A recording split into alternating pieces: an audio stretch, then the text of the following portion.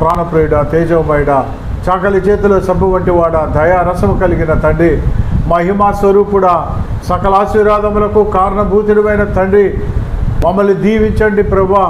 ఈ ఉదయకాలం ఆరాధనను ఆది నుంచి అంతవరకు నడిపించండి. మీకు మహిమకరముగా జరిగించమని వేడుకుంటున్నాను.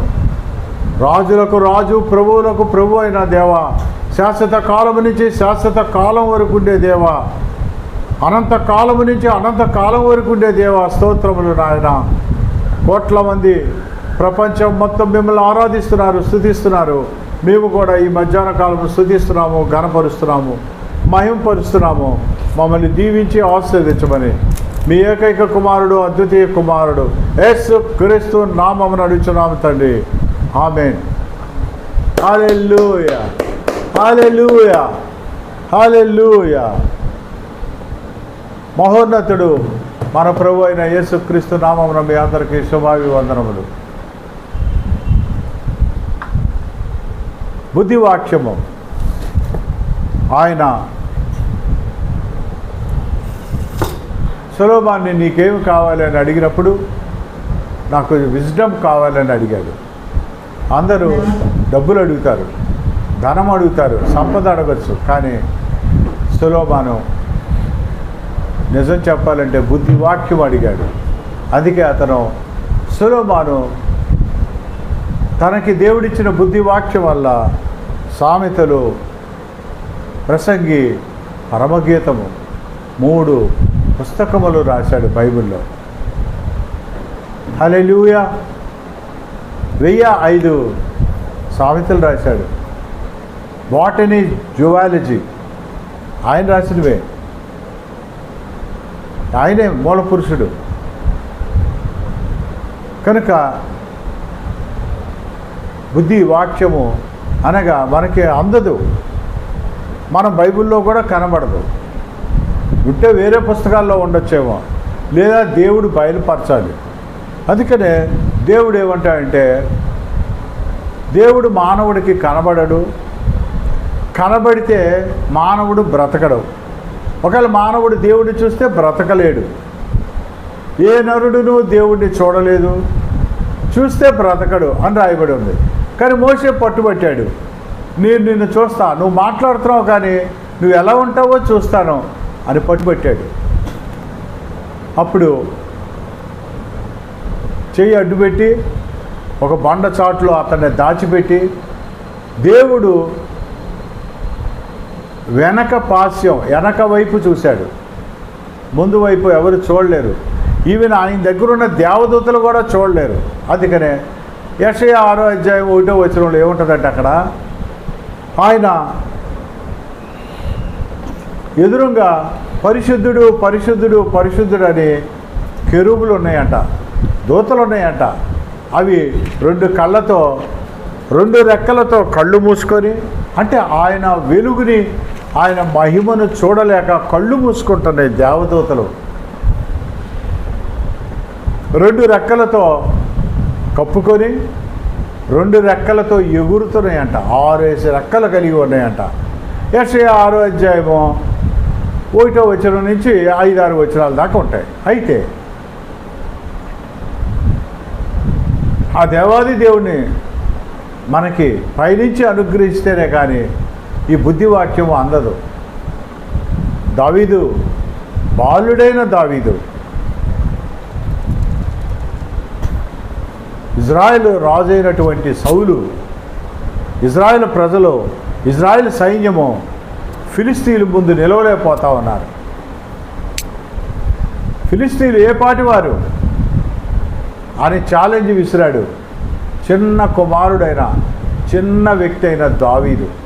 కానీ అంతకుముందు దావీదు అన్నలు మహోన్నతంగా సౌలు సైన్యములో బల పరాక్రమములు కలిగిన వారు, సేనాధిపతులుగా ఉన్నారు, యుద్ధ నైపుణ్యము ఎరిగిన వారు. అయితే సౌలు రాజు నిలబడలేకపోయారు ఫిలిస్తీన్లు ఎదుట. ఇప్పుడు పాలిస్తీనా అంటున్నామే, వాళ్ళే ఫిలిస్తీన్లు, హిత్తీయులు, పాలిస్తీనా వారు మొత్తం వాళ్ళే. ఆ పాలిస్తీనాలో గొలియాతు ఛాలెంజ్ విసురుతూ ఉన్నాడు. ఎవరైనా ఉన్నాడా రండి చూసుకుందామని. రాజు భయపడిపోయాడు, సౌలు రాజు. సేనాధిపతులు భయపడ్డారు. 7 అన్నదమ్ములు, దావీదుకి అన్నదమ్ములు ఉన్నారు. దావీదుకి అక్క ఉంది, సెరూరియా. ఆవిడ పిల్లలు కూడా యుద్ధంలో మంచి విలువిద్యలు నేర్చుకున్నవారు. వీళ్ళెవరూ నిలబడలేకపోతా ఉన్నారు. ఇజ్రాయెల్ సైన్యంలో ఒక్కడు ముందుకెళ్ళలేకపోతున్నారు. అప్పుడు దావీదు చిన్న బాలుడు, అతను వచ్చి నేను యుద్ధం చేస్తానండి అని అన్నప్పుడు సౌలు అంటాడు, నిన్ను యుద్ధం పంపడానికి నా మనసు నచ్చట్లా, ఒప్పుకోవట్లేదు, లేదు నా అంతలు నేను యుద్ధానికి వెళ్ళట్లా, యుద్ధం చేసేవాడు యెహోవా, యుద్ధము యెహోవాది అని చెప్పి సౌలు దగ్గర పర్మిషన్ తీసుకుంటాడు. వాళ్ళు జాకెట్టు, స్థిరస్థానం ఇవన్నీ పెడతారు, కిరీటం, అవన్నీ సరిపోవట్లా, పెద్దవైపోయినాయి. ఈయన చిన్న బాలుడు, అవన్నీ అక్కర్లేదు నాకు అని చెప్పి ఒక ఒడిసెల పట్టుకొని 5 రాళ్ళు, గులకరాళ్ళు వేరుకొని, అంతకుముందు అదే దారిలోని యుద్ధం జరుగుతున్నప్పుడు వాళ్ళ అన్నలకి క్యారియర్ తీసుకెళ్ళేవాడు, క్యారియర్ ఇచ్చేవాడు. యుద్ధం జరిగేది, మధ్యలో విరామ టైంలో ఈయన క్యారియర్ ఇచ్చేవాడు అంతే. ఎందుకంటే ఈయన గొర్రెల కాపరి. కానీ ఇప్పుడు ఒక ఒడిసెలను పట్టుకున్నాడు. అంటే మనం చూడండి, తెలుగులో ఏమంటాం, క్యాట్ బాల్ అంటాం.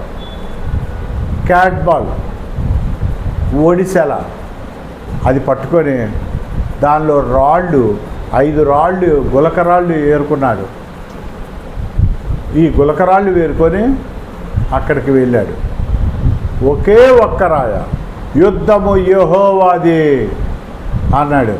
అది ఒకే ఒక్క గులకరాయితో ఇసిరి కొట్టితే ఇక్కడ తగిలింది గొలియాతుకి. వాళ్ళు ఏమన్నారంటే, ఫిలిస్తీన్లు ఏమన్నారంటే, మా నుంచి ఒక వ్యక్తి వస్తాడు, ఇజ్రాయెల్ ప్రజల నుంచి ఒక వ్యక్తి వస్తాడు, వీళ్ళిద్దరూ కొట్టుకుంటారు, ఎవరు గెలిస్తే వాళ్ళు ఆ దేశం గెలిచినట్టు. ఎందుకంటే మీరు ఇన్ని వేల మంది చచ్చిపోయి, మేము ఇన్ని వేల మంది చచ్చిపోయి ప్రయోజనం ఏముంది అన్నప్పుడు వాళ్ళు గొలియాతుని, ఆజానుబాహుడు, దాదాపుగా 9 నుంచి 12 అడుగులు ఉంటాడట, ఆజానుబాహుడు, ఆయన వాళ్ళ తరపున నుంచున్నాడు యుద్ధానికి. చెప్పాలంటే యుద్ధం జరిగింది గొలియాతుకి, దావీదుకి కానే కాదు, ఫిలిస్తీన్ల దేవతకి, మన ఇజ్రాయెల్ దేవుడైన యెహోవాకి మధ్య యుద్ధం జరిగింది. హల్లెలూయా. అందుకే యుద్ధము యెహోవాది. మనం చాలాసార్లు చదువుకుంటాం. సపోజ్ క్రైస్తవ కుటుంబంలో ఒక డాక్టర్ పుట్టాడు అనుకోండి, డాక్టర్ చదివాడు అనుకోండి, అతను చదివిన చదువుకి అతనికి జ్వరం వస్తే ఎమ్మట ఆయన ఏమనుకుంటాడంటే, నేను ఒక క్రోసిన్ ట్యాబ్లెట్ వేసుకుంటాను అనుకుంటాడు. కారణం, అతను డాక్టర్ చదివాడు, ఆ జ్వరం వచ్చింది, సింటమ్స్ అన్నీ తెలుస్తున్నాయి కనుక ఆ ట్యాబ్లెట్ వేస్తే సరిపోద్ది అని అతను అనుకుంటాడు. కానీ ఆ డాక్టర్ గారికి ఆ ట్యాబ్లెట్ వేసినా తగ్గకపోతే అప్పుడు దేవుడు గుర్తొస్తాడు. అట్లాగే మనకున్న జ్ఞానాన్ని బట్టి నేను ఏదైనా చేసేస్తా ఎదుటోని, నేను అవతలోడు ఎంత బలాక్రమశాలి అయినా, ఎంత పెద్ద చదువుకున్నాడైనా, ఎంత పెద్ద అధికారైనా, ఎంత బలాఢ్యుడైనా, నేను వాడిని ఏదైనా చేయగలనని ముందు మన జ్ఞానం మీద మనం ఆధారపడతాం. కాదండి, దేవుడు వాక్యం సెలవిస్తూ ఉంది. దావీదు ఏమన్నాడు తెలుసా? యుద్ధము యెహోవాది, యుద్ధము యెహోవాది అన్నాడు. ఇద్దరు తలబడ్డారు, ఒకే ఒక్క గులకరాయితో ఇక్కడ తగిలింది. మనం న్యూటన్ థర్డ్ లా ప్రకారం చర్యకు ప్రతిచర్య వ్యతిరేక దిశలో జరుగుతుంది. మనం ఇలా కొట్టినప్పుడు మళ్ళీ ఇలా బాల్ కింద కొట్టినప్పుడు మళ్ళీ పైకి లేస్తుంది, మనం బాల్ గోడ కొట్టినప్పుడు మళ్ళీ బ్యాక్ వస్తుంది. ఎంత తీవ్రతతో కొడతామో అంతే వేగంతో మన బ్యాక్ వస్తుంది. అది న్యూటన్ థర్డ్ లా. ఇవి ప్రాక్టికల్గా రుజువు చేయబడ్డవి. ఇలా కొట్టినప్పుడు అతడు వెనక్కి పడాలి, కానీ వెనక్కి పడలా. ఇదే బుద్ధివాక్యం. ఇక్కడ తగిలింది అనుకుందాం. ఇక్కడ తగిలినప్పుడు ఇలా అట్నుంచి దావీదు ఇలా కొట్టినప్పుడు ఇలా పడాలి గొలియాతు. కానీ గొలియాతు ముందుకు పడ్డాడు. ఎందుకనంటే దేవుడు బలము గొప్పదా, దావీదు బలము గొప్పదా అని చెప్తే దేవుడు బలమే గొప్పదని చెప్తారు. ఎందుకంటే ఆయన దేవుడు కనుక. దావీదు ఎదురు నుంచి కొట్టాడు. దేవుడు దావీదుకి సహాయం చేద్దామని గొలియాతుని వెనక నుంచి కొట్టాడు. అందుకే గొలియాతు ముందుకు పడ్డాడు. హల్లెలూయా, దేవుడికి మహిమ కలుగును గాక. ఇది బుద్ధివాక్యము. హల్లెలూయా. గొలియాతు చనిపోయాడు. ఇప్పుడు ఆయన 5 గులకరాళ్ళు వేరాడు కదా. ఒకే ఒక గులకరాయి కన్జంప్షన్ అయింది. ఇంకా 4 ఉన్నాయి. అవి వేస్ట్ అయిపోయినాయి కదా. ఎందుకు తెచ్చుకున్నాడు అంటే ఇంకొక బుద్ధివాక్యం ఉంది. అదేంటంటే ఇది యూదుల గ్రంథాల్లో రాయబడి ఉన్న సత్యము చెప్తున్నా. గొలియాతు చనిపోయిన తర్వాత ఎలాగో చచ్చిపోతాడు నా చేతిలో, అంటే యెహోవా చేత చంపబడతాడు. ఇతను అన్నదమ్ములు ఇళ్ళకాడ ఉన్నారు, వాళ్ళు కూడా వస్తారేమో. వాళ్ళ 4 అన్నదమ్ముల గురించి ఈ 4 గులకరాలు ఎక్స్ట్రా దాచుకున్నాడు. హల్లెలూయా. ఇది బుద్ధివాక్యం. దావీదు గురించి ఒక 2 ముక్కలు అలా చెప్పా. మీరు చూడండి. షడ్రక్, మేషక్, అబేద్నెగో యవనస్తులు. ఇప్పుడున్న యవనస్తులు కాదులేండి. ప్రతి ఓడికి గడ్డం ఉండాలి. ఆ సినిమా వాళ్ళలాగా ఇప్పుడున్న యవనస్తులు గడ్డం లేని పెళ్లి సంబంధాలు ఎదుగుదామని షాదీ.comలో పెళ్లి సంబంధాలు చూస్తే మా అమ్మాయికి గడ్డం లేని మగోళ్ళు లేడు. ఇదేం గర్వం. ఒరే బాబు, నాజీరు చేయబడిన వాడు యేసుప్రభు గడ్డం లేదా అన్నాడు ఒకడు. నేను అన్నాను, యేసుక్రీస్తు నాజీరు చేయబడిన వాడు, అతనికి కత్తి తగలకుండా ఉంటుంది. అందువల్ల అతను నాజీరు చేయబడ్డాడు కనుక అతని మీద కత్తి పడదు. నీకేం పోయేకాలం చక్క నీటి గడ్డం చేసుకొని దేవుడి సన్నిధిలోకి వచ్చి ఆరాధన చేసుకునేదానికి కారణం ఏంటంటే సమాజం అలాగుంది. మేలు చేయవాడు ఒక్కడును లేడు. మన దేవుడి పేరుని, యేసయ్య పేరుని హేళన చేసేవాళ్ళు బోల్డ్ మంది ఉన్నారు. మనిషి అన్నాక, నిన్న రాత్రి నేను చెప్పా, మనిషి అన్నాక కోపతాపాలు ఉంటాయి. అయితే కుక్క వాంతికి తిరిగినట్లుగా మానవుడు తిరగకూడదు. దీంట్లో కులం వచ్చేసింది, ప్రాంతం వచ్చేసింది, భాష వచ్చేసింది, అందం వచ్చేసింది, డబ్బు గల్లోడు పేదోడు అని వచ్చింది. రకరకాల సాతాను శక్తులతో నింపబడ్డాం. అందుకే మనం పోరాడేది మనుషులతో కాదు, రక్త మాంసములు కలిగిన వారితో పోరాడట్లా. మనం పోరాడేది ఆకాశ మండలం మధ్య ఉన్న దురాత్మ సమూహములతో, దయ్యాలతోనే పోరాడుతున్నాము. కనుక ఈ మనుషులకి ఏం తెలుసు? వాళ్ళు ఏదో అనుకుంటారు, మేము గెలిచాము, మేమే తెలివిగలవాళ్ళము, మేము చాలా పెద్ద కులంలో పుట్టాము, మేము బాగా చదువుకున్నాము, నేను చాలా ఆ 3 జిల్లాలకి నేను అధికారిని, నాకు బోల్డ్ బంగారం ఉంది, నాకు బోల్డ్ ఆస్తి ఉంది, నేను చాలా ఎత్తుంటాను. ఇవి మామూలు మానవులు అనుకుంటారు. కానీ దేవుడు కొంతమందికి, నేను చాలామందిని చూసా, వాళ్ళకి ఎంత డబ్బు ఉన్నా, ఎంత బంగారం ఉన్నా, ఎంత ఆస్తి ఉన్నా, ఎంత అందం ఉన్నా ఎదుటివాడిని చిన్న మాట అన్నారు. అది నిజమైన ధన్య జీవితము. అలాంటి వాళ్ళు నేను చాలా ఎరుగుదును, నా స్నేహితులు కూడా ఉన్నారు అలాంటి వాళ్ళు. కారణం దేవుడు ప్రేమ వాళ్ళలో ఉన్నది, నేను చూస్తూ ఉన్నాను. హల్లెలూయా. దేవుడికి మహిమ కలుగును గాక. ఈ షడ్రక్, మేషక్, అబేద్నెగో ఈ యవనస్తులు ఉన్న రాజ్యంలోని రాజుగారు ఒక చాటింపు వేశాడు. ఎవరైతే దేవుడు ప్రతిమకి నమస్కారం చేస్తారో వారు మాత్రమే ఆ సిటీలో ఉంటారు, మిగతా వాళ్ళందరినీ అగ్నిగుండంలో పడేస్తామని ఎనౌన్స్ చేస్తారు. అనౌన్స్ చేయగానే ఆ ముగ్గురు యవనస్తులు, రాజా మీ ప్రతిమకి మేము నమస్కారం చేయం, మమ్మల్ని అగ్నిగుండంలో పడేసినా పర్వాలా, ఒకవేళ మా దేవుడు రక్షించినా రక్షించకపోయినా మేము మట్టుకు నీ ప్రతిమకి దండం పెట్టం, నమస్కారం చేయము అని చెప్తారు. అప్పుడు వారిని ముగ్గురిని 7 అంతలు, అంతకుముందున్న మంట కంటే 7 రెట్లు మంట పెంచి దాంట్లో పడేశారు. విచిత్రం ఏంటో తెలుసా, ఆ పడేసిన మనుషులు చచ్చిపోయారు, వీళ్ళకి ఏం కాల, లోపల వీళ్ళతో పాటు ఇంకోటి తిరుగుతూ ఉన్నాడు. హల్లెలూయా, మన దేవుడు తిరుగుతూ ఉన్నాడు. ఒక దూత తిరుగుతూ ఉంది, పడేసింది ముగ్గురిని, కనబడుతుంది, చూస్తుంటే 4 కనబడతా ఉన్నారు. ఇంకొక వ్యక్తి మనకి ఎప్పుడు ప్రొటెక్షన్ ఉంటాడు. హల్లెలూయా, హల్లెలూయా. మనకి దేవుడు ఎప్పుడు 2 దూతలను ఇస్తాడు. చూడండి చూడండి, కీర్తనలో 91 కీర్తన 10-11 చూడండి. మనకి కనబడకుండా 2 వ్యక్తులు ఉంటారు, ఎప్పుడు కూడా 2 వ్యక్తులు ఉంటారు. యెహోవా నీవే నా ఆశ్రయమని, మహోన్నతుడైన దేవుడు నీవు నివాసస్థలంగా చేసుకుని ఉన్నావు. నీకు అపాయమేమీ రాదు, ఏ తెగులు నీ గుడారం సమీపించదు. నీ మార్గములన్నిటిలో నిన్ను కాపాడుటకు ఆయన నిన్ను గూర్చి తన దూతలకు ఆజ్ఞాపించును. హల్లెలూయా, నిన్ను గురించి తన దూతలకు ఆజ్ఞాపించును. నీ పాదములకు రాయి తగలకుండా వారు నిన్ను తమ చేతుల మీద ఎత్తి పెట్టుకుంటారు. చాలు, చూసారా? నీ పక్కన 1000 మంది పడి ఉన్నా, నీ కుడి పక్కన 10,000 మంది పడినా ఏ అపాయము నీ యొద్దకు రాదు. 6 బాధలు 7 కీడుల నుంచి నిన్ను రక్షిస్తాను. నా యొద్దకు వచ్చి వాడిని నేను త్రోసివేయును.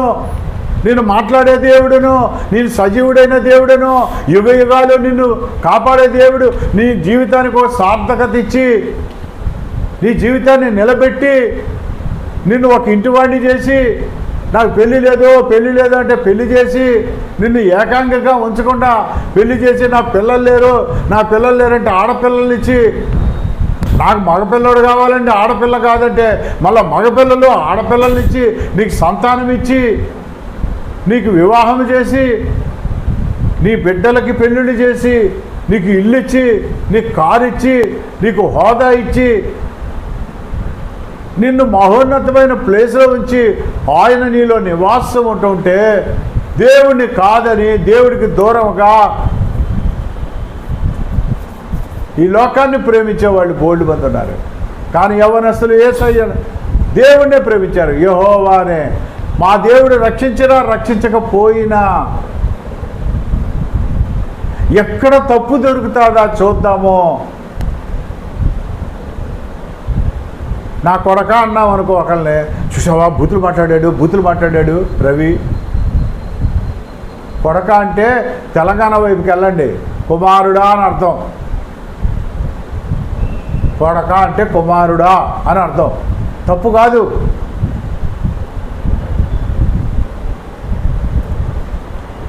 ఏదో ఒక రకంగా ఎదుటోళ్ళు తప్పు పడదాము.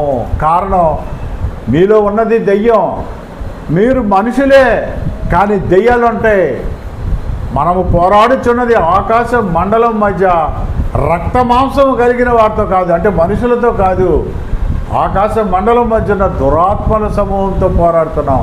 షడ్రక్ మెషదక్ అబేద్నెగో గారి అగ్నిగుండంలో వేసినప్పుడు వారు కాలిపోలా.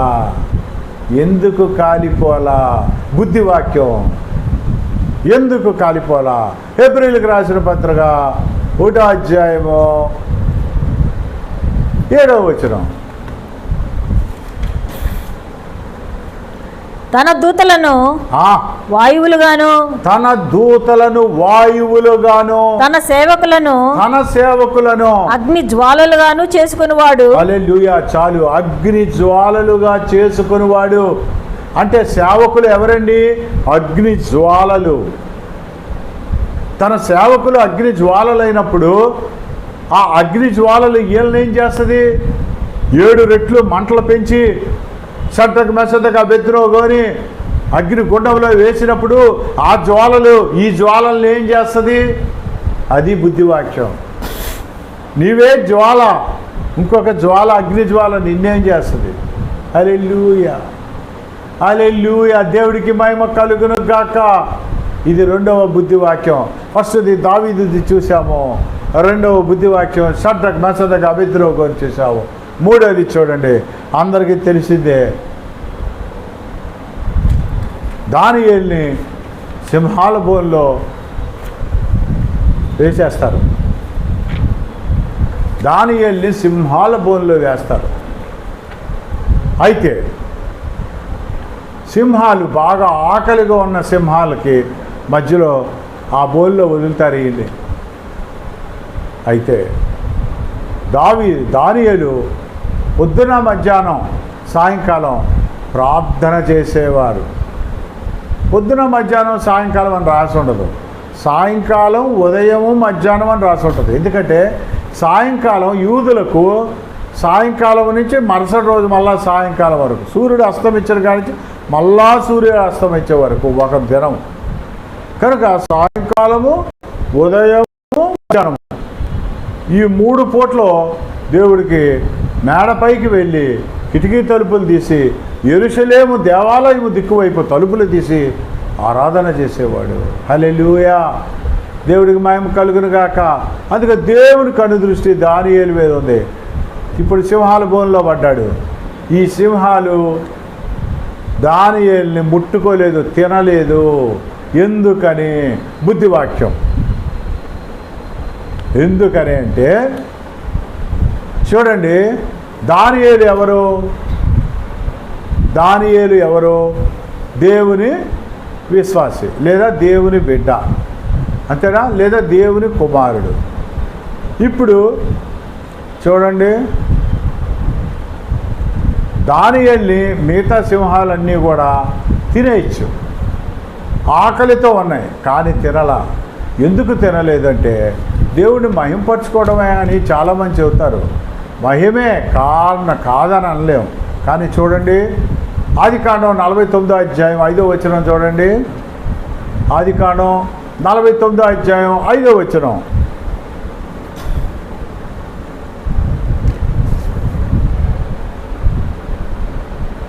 అక్కడ ఉంటుంది చూడండి, యూదా కొదమ సింహం అని ఉంటుంది. 9వ వచనం 49:9. ఆదికాండం 49:9. యూదా కొదమ సింహము, యూదా కొదమ సింహం, నా కుమారుడా నువ్వు పట్టిన దాన్ని తిని వచ్చితివి. చాలు. ఆయన ఎవరంటే, మన దేవుడు ఎవరంటే యూదా కొదమ సింహం. సాతాను ఎవడు? గర్జించు సింహం. మన దేవుడు యూదా కొదమ సింహం. ఈ యూదా కొదమ సింహం దానియేలులో దూరాడు. దూరేసరికి దానియేలు సింహంలా కనబడ్డాడు కతిమా వాళ్ళకి. అందుకే కతిమా సింహాలు ఓహో ఇది కూడా ఒక సింహం అని వదిలేశాయి, లేకపోతే తిరిగిపెట్టేవి. చచ్చిపోయేవాడు డానియేలు. కనుక ఆయన యూదా కొదమ సింహం, వాడు గర్జించే సింహం. చూడండి, ఐ థింక్ పేతురు అనుకుంటా రాస్తాడు, గర్జించు సింహం వల్లే ఎవరిని మింగుదామా అని తిరుగుతూ ఉంటాడంట. గర్జించు సింహం సాతాను, యూదా కొదమ సింహం మన యేసుక్రీస్తు ప్రభువు వారు. మన దేవుడు నిజమైన దేవుడు, వేషధారి సాతాను. హల్లెలూయా, దేవుడికి మహిమ కలుగునుగా. యోధా 4 5 8 5వ అధ్యాయం 8వ వచనం. నిబ్బరమైన బుద్ధి గలవారే, నిబ్బరమైన బుద్ధి గలవాడవై మెలకుగా ఉండుడి. మీ విరోధి అయిన అపవాది గర్జించు సింహం వలె ఎవరిని మింగుదునా అని మింగుదామా అని వెతుకుచూ తిరుగుచున్నాడు. ఎవడు పడిపోతాడా? దేవుని సింహాసనం నుంచి, దేవుడి భక్తిలోంచి, దేవుడి పరిశుద్ధతలోంచి ఎవడు దొరుకుతాడా? ఎవరిని మింగుదామా? ఎవరిని విశ్వాసంలోంచి పడేద్దామా? ఎవరిని తక్కువ చూపు చూద్దామా? ఈ లోకపు సాతాను బుద్ధి అంతా ఇలాగే ఉంటుంది. ఎదుటోడిని తక్కువ చేసి చెప్దాము, వాడు నాకు సాయం చేయలేదు, వాడు నాకు హెల్ప్ చేయలేదు, నేనే గొప్పవాడిని, నేను తెలియగలవాడిని అనుకుంటున్నారు. నా కుమారుడా, నువ్వు ఏది విత్తుతావు అది కోస్తావు, ఒకనొక రోజుకి వస్తుంది. నీ క్రియలు నిన్ను వెంబడిస్తాయి, జాగ్రత్త. నువ్వు ఏమి విత్తుతున్నావో, నువ్వు ఎవరిని రెచ్చగొట్టి ఏం చేస్తున్నావో అదే పరిస్థితి నీకు వస్తుంది. అప్పుడు నువ్వు దేవా అన్న ఉండరు, పక్కటి స్నేహితుడు ఉండరు, ఎదురింటి స్నేహితుడు దొరకడు నీకు. అప్పుడు దేవుడు అక్కడ మాత్రమే నీకు ఆదరణ. మళ్ళీ యేసుని నమ్ముకున్నావుగా, ఏడు మీ దేవుడు అని అన్నారు. చాలా చోట్ల ఉంది ఈ సాక్ష్యం. ఏడు మీ దేవుడు పిలు, సిలువలో ఉన్న దొంగ అంటాడు యేసు ప్రభుని. నువ్వు బతుకున్నప్పుడు నీకు సిలువ ముందు చెప్పావుగా, మీ దేవుడిని పిలిస్తే కోట్ల కోట్ల మంది దేవదూతలు దిగుతారన్నావుగా, ఏరి పిలు, ఇది నా తండ్రి చిత్తము కాదు. నేను ఒకవేళ అలా పిలిస్తే 10⁻10 మల్టిప్లై చేయండి, ఇన్ఫినిటీ వస్తుంది. అన్ని కోట్ల మంది దేవదూతలు దిగుతారు. నా తండ్రి చిత్తము ఏదైతే అదే నేను జరిగించటకు వచ్చానంటాడు. కనుక యూదా కొదమ సింహం అయినటువంటి యేసు ప్రభు దానియేలులో దూరాడు కనుక దానియేలు సింహంలా కనబడ్డాడు, కత్తిమా సింహాలు ఆయన తెలియదు. ఇది బుద్ధివాక్యం. దావీదు విషయంలో బుద్ధివాక్యం చూసాం, షడ్రక్ మెషదక్ అబేద్నెగో విషయంలో బుద్ధివాక్యం చూసాం, దానియేలు విషయంలో బుద్ధివాక్యం చూసాం. మనకి ఆయన బుద్ధి చెప్పుమో, ఖండించుమో, గద్దించుమో, బుద్ధి చెప్పుమో అనే ఆయన బుద్ధి వాక్యం మనకి ఉదయకాలమున మనతో వాక్యం ద్వారా మాట్లాడాడు. ప్రియ విశ్వాసి, ప్రియ దేవుడు, రక్షకుడు, నేనే మార్గము, నేనే సత్యము, నేనే జీవము, నేను పరలోకానికి మార్గమై ఉన్నాను, నేను జీవానికి మార్గమై ఉన్నాను, ఎటర్నల్ కింగ్డమ్కి నేను దారినై ఉన్నాను అని సెలవిస్తూ ఉన్నాడు. ఆయన అంగీకరించిన వారు, ఆయన పిలిచిన వారు, ఆయన ఒప్పుకున్నవారు, నమ్ముట నీ వలనైతే నమ్మవానికి సమస్తమును సాధ్యమే. ఆయన నమ్మితే చాలు. నమ్మితే సొమ్ము, నమ్మపోతే దుమ్ము. నమ్మి చెడిపోయిన వాడు ఎవడూ లేడు, నమ్మక బాగుపడిన వాడు ఎవడూ లేడు. ఆ దేవాది దేవుణ్ణి నోటితో ఒప్పుకోండి, హృదయంలో విశ్వసించండి, వాడు రక్షించబడతాడు. అంతవరకు సహించిన వాడు రక్షించబడతాడు. రోమా 10:10 దేవుడు సెలవిస్తా ఉన్నాడు. ప్రియ విశ్వాసి, ప్రియ దేవుని బిడ్డ, దేవుడి ఎప్పుడు మన అవసరతలే కాదు, ఎప్పుడు మన విషయాలే కాదు, ఎదుటోడి గురించి ప్రార్థన చేయండి, ఎదుటోడి గురించి విజ్ఞాపన చేయండి. మీ గురించి మీ ప్రార్థనలే కాదు, ఎదుటోడి గురించి విజ్ఞాపన చేయండి, అంగలార్చండి, యాచన చేయండి. హల్లెలూయా. దేవుడికి మహిమ కలుగును కాక. సమస్తము ప్రభువా మీ ఆధీనంలో ఉంచుకోవాలి. మీ పాదాలు పట్టుకుంటూ నా కుమార్తెని, ఎక్కడో ఫారెన్లో ఉన్నటువంటి నా కుమారుని, కోడల్ని, కుమార్తెని, ఆయన భార్యని, బిడ్డల్ని, నన్ను తల్లిని, నన్ను దీవించండి. యూట్యూబ్, ఫేస్బుక్లో చూస్తున్న ప్రతి దేవుని బిడ్డని, విశ్వాసిని ఒకవేళ మొట్టమొదటిసారి చూస్తుంటే మీరు పట్టుకోండి ప్రభు, మీరు పట్టుకోండి యేసయ్య, మీ చేతితో పట్టుకోండి. ఇదిగో నీ పక్కన 1000 మంది పడినా, నీ కుడి పక్కన 10,000 మంది పడినా ఏ అపాయం నీ వద్దకు రాదు. నీకు 1, 2, 3, 4 బాధలు ఉన్నాయా, 5 బాధలు ఉన్నాయా, 6 బాధలు 7 కీడుల నుంచి తప్పిస్తారు అని సెలవిచ్చాడు. నా యొద్దకు వచ్చి వాడిని నేను అంత మాత్రం త్రోసివేయను. ప్రయాసపడి భారమోయిలారా నా యొద్దకు రండి, నేను మీకు విశ్రాంతి కలుగు చేస్తా. ఈ లోకం ఇచ్చే విశ్రాంతి సమాధానం కాదు. సినిమాకి వెళ్తున్నారు చాలామంది, 2 గంటలు 3 గంటలు నవ్వుకుంటున్నారు, వస్తున్నారు. కానీ జీవితాంతం మనం నిబ్బరము కలిగి సంతోషము, సమాధానము, తర్వాత పరలోకము, ఈ యాత్రను ముగించుకొని పరలోకం వెళ్ళటానికి ఆయన శాశ్వతమైన మార్గమైన మన యేసుక్రీస్తుని నమ్ముకోండి. ఆయన నమ్మదగినవాడు, మేలు చేయువాడు, రక్షణ ఇచ్చేవాడు. సమస్తమును ఆయనకి సాధ్యమే. నాకు అసాధ్యమైనది ఏదైనా ఉన్నదా అని సెలవిస్తూ ఉన్నాడు. ఈ మధ్యాహ్న కాలమున ప్రభువా మమ్మల్ని దీవించి ఆశ్రయించమని నీ ప్రియకుమారుడు యేసుక్రీస్తు నామమున అడుగుచున్నాము తండ్రి, ఆమేన్. ప్రేమ, ఒక పల్లవి. ప్రేమ, యేసుని ప్రేమ, అది ఎవరు కొలువలేనిది.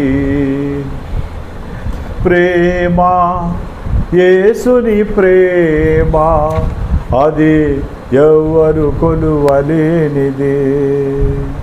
నిజము, దీనిని నమ్ము, ఇది భువి అందించలేనిది. తల్లి తండ్రుల ప్రేమ నీడవలే గతించును, కన్న బిడ్డల ప్రేమ కలలా కరిగిపోవును. భార్య భర్తల ప్రేమ వికసించిందంట, మోడులా మిగిలిపోద్దంట. తల్లిదండ్రుల ప్రేమ నీడవలే గతించిపోద్దంట. బంధుమిత్రుల ప్రేమ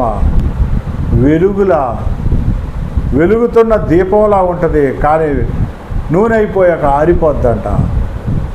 స్థిరమైన ప్రేమ, కరిగిపోని ప్రేమ మన కల్వరి ప్రేమ, కడవరకు ఆదరించే ప్రేమ మన యేసయ్య ప్రేమ. హల్లెలూయా. వందనములు, స్తోత్రములు.